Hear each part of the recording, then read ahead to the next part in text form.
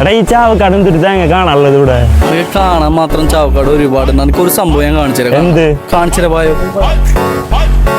നിക്ക് ഇതാണ് ഫാമില്ല. ചാവക്കാട് എന്താ കാണാനുള്ളത് ചോദിച്ചില്ലേ? ഇതിന്റെ ഉള്ളിൽ കയറിയാൽ നിനക്ക് കാണാൻ മാത്രമുള്ളത് നമുക്ക് കാണാം. വായോ.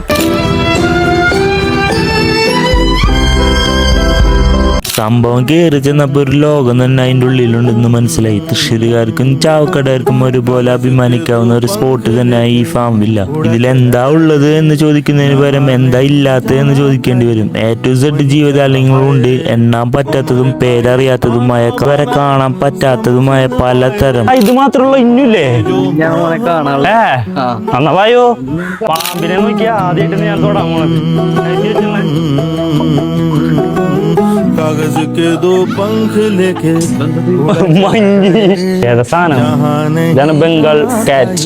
കയറി ചെന്നപ്പോ തന്നെ ഇവിടെ സ്കൂൾ ട്രിപ്പ് തന്നെ ഉണ്ടായിരുന്നു.